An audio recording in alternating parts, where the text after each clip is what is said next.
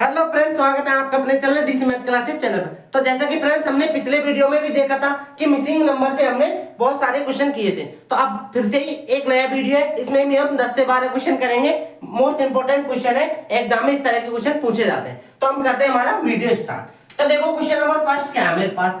तो इस तरह से आपको मैट्रिक्स मिल जाएगी, तो आपको इसको सॉल्व करना है कि इस क्वेश्चन मार्क की जगह पर क्या आएगा। तो देखो फ्रेंड्स, इसको सॉल्व करने की सिंपल सी ट्रिक है कि हमें देखना है कि किधर से, मतलब कि एक साइड हमें बड़ी संख्या मिलेगी कहीं ना कहीं। तो देखो इधर देखो बड़ी संख्या मिल रही है, ऊपर से नीचे बड़ी संख्या मिल रही है। तो अब आपको करना क्या होगा, इसमें देखो सबसे पहले हम प्लस करते हैं संख्याओं को। तो 3 और 5 8, 8 8 4 12, 12 पंजो 60 हो रहा है लेकिन, है ना। ऐसे ही अब इसमें भी चेक करेंगे कि 7 5 12, 12 4 18, तो 18 पंजो 90, लेकिन यहाँ पर क्या आ रहा है 140, तो नहीं बैठ रहा। तो हम करेंगे क्या कि यहाँ से तुरंत अपना डिसीजन चेंज करेंगे। तो अब मैंने क्या किया, डिसीजन चेंज किया, इनको मल्टीप्लाई किया। तो देखो 5 दिया 15 और 15 चौको 60, और यहाँ से इसका 60 आ गया। इसी तरह से इसमें करेंगे हम, देखो 7 5 12 और 12 इंटू 4 करेंगे। तो देखो सॉरी 7 5 35, 35 इंटू 4, 35 चौको 140 आएगा आपका आंसर, तो 140 हो जाएगा।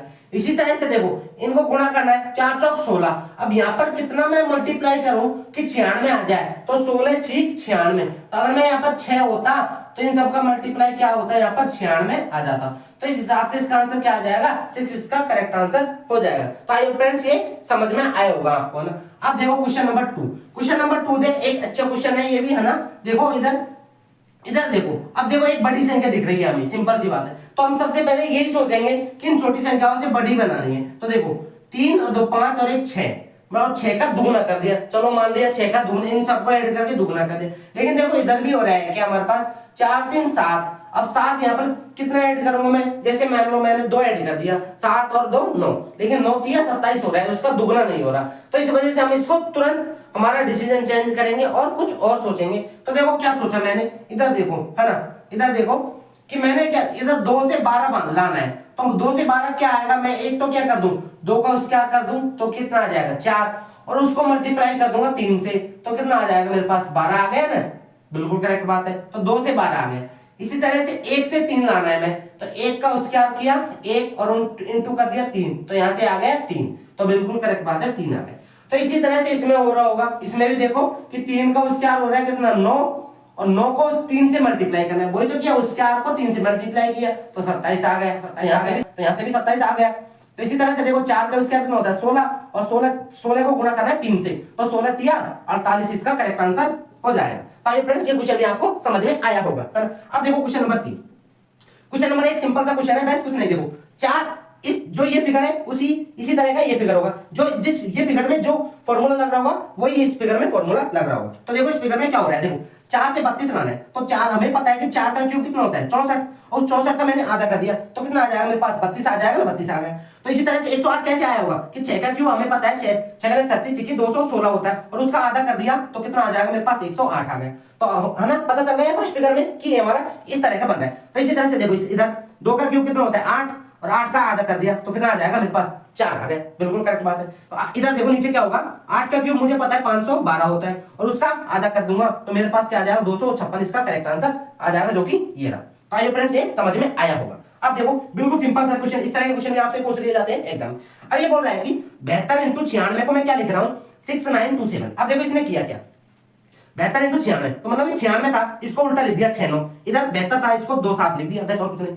और अब देखो एक से हम डिसाइड नहीं कर सकते, इसी वजह से इसने दूसरा भी दे रखा है कि 58 इंटू 87 है, इसको क्या लिखा देखो, वही तो 96 था ना, यहाँ पर इसको 69 लिख दिया, तो इसी तरह से 87 को 7 8 लिख दिया, और 58 को 8 5 लिख दिया। इसी तरह से देखो, तो लास्ट में पूछा इसने कि इसको हम क्या लिखेंगे, तो देखो 7 है, तो क्या हुआ था सबसे पहले लास्ट वाले अंकों को उल्टा करके लिखा था, तो 86 को लिखा था 69, तो सॉरी 68, तो 68 देखो ये रहा, और किसी ऑप्शन में नहीं है, तो ये आपका डायरेक्ट ऑप्शन करेक्ट हो जाएगा। और वैसे भी देख लो 68 फिर 9 7 9 7, बिल्कुल करेक्ट बात है ना।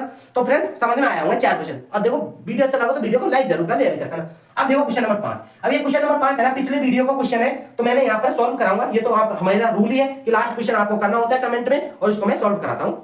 बीच में है ना। तो देखो इधर देखो, अब ये जरूरी नहीं कि हमारे पास नीचे की तरफ भी बड़ी संख्या मिले। अब इसमें क्या हो रहा है, देखो 5 × 3 इनको गुना कर दिया और बीच में लिख दिया 5 × 15। ऐसे देखो 7 × 5 7 5 35 बीच में लिख दिया। तो यहाँ से क्या आ जाएगा, 9 × 5 करेंगे तो क्या आ जाएगा, इसका 45 करेक्ट आंसर आ जाएगा। ये लो डी करेक्ट आंसर। बिल्कुल सिंपल सा क्वेश्चन था ना। अब देखो क्वेश्चन नंबर 6। क्वेश्चन नंबर 6 एक अच्छा क्वेश्चन है, इसको इंपॉर्टेंट क्वेश्चन लगा लीजिए यहाँ पर।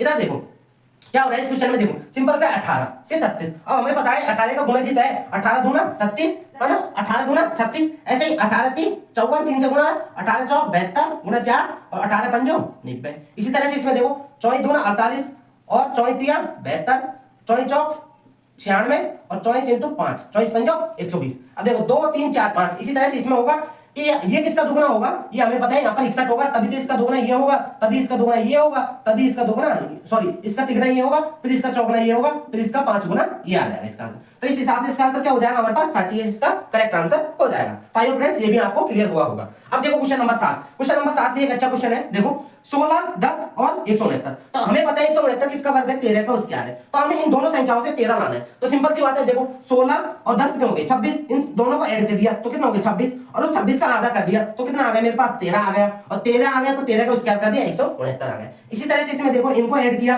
तो 25 + 15 कितना आ गया 40, और 40 का आधा किया तो कितना आ गया 20, और 20 का स्क्वायर किया तो 400 आ गया, जो कि ये रहा। इसी तरह से इसमें हो जाएगा, देखो 40 और 20 कितना हो जाएंगे मेरे पास 60 हो जाएंगे। 60 का आधा किया तो 30, और 30 का स्क्वायर करूंगा तो मैं यहाँ से 900 इसका क्या हो जाएगा राइट आंसर हो जाएगा। तो 20 का राइट आंसर हो जाएगा, है ना। बिल्कुल क्लियर हुआ होगा ना फ्रेंड्स।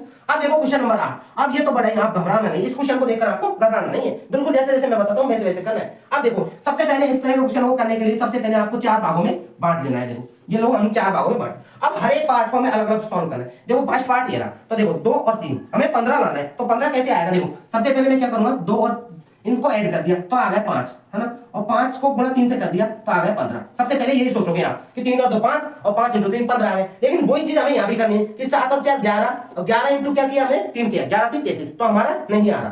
तो इस हिसाब से हम इसको ऐसे नहीं सोचना है, कुछ और सोचना है इसमें। तो मैंने क्या किया, देखो 3 का स्क्वायर प्लस 2 का स्क्वायर, तो 3 का स्क्वायर 9, 9 और 4 13, और प्लस उसमें 2 कर दिया तो आ गए 15, आ गए ना 15, बिल्कुल करेक्ट बात। इसी तरह से इसमें देखो कि 7 का स्क्वायर 49 प्लस 16, 7 का स्क्वायर 49 हो जाएगा, और देखो 4 का स्क्वायर कितना हो जाएगा 16 प्लस 2 कर दूंगा मैं 16, 49 और 16 कितना आ जाएंगे मेरे पास 65 आ जाएंगे। 65 में 2 करूंगा तो कितना आ जाएगा 67 आ जाएगा, बिल्कुल करेक्ट बात है, जो कि ये रहा 67। ऐसे ही इधर देखो कि 8 का स्क्वायर प्लस 3 का स्क्वायर, 8 × 8 = 64 और 9 कितने हो गए 64 और 9 73, 73 प्लस 2 करूंगा मैं तो कितना आ जाएगा 75 आ जाएगा, जो कि ये रहा। इसी तरह से इसमें आएगा मेरे पास कि 6 का स्क्वायर 36 प्लस कितना इसमें स्क्वायर करना है ना, x मान लिया उसको, प्लस 2 करना है, और प्लस में कितना 54 आएगा हमारे पास लास्ट में, ये 54 तो आने वाला है। तो देखो इधर क्या हो जाएगा कि x² = इन सबको घटा देंगे तो 54 - 36 - 2, तो यहां से कितना आ जाएगा मेरे पास x² = 16 आ जाएगा। तो x = क्या आ जाएगा, इसका आंसर 4 आ जाएगा। मतलब कि मैं 4 रखूंगा तो देखो 36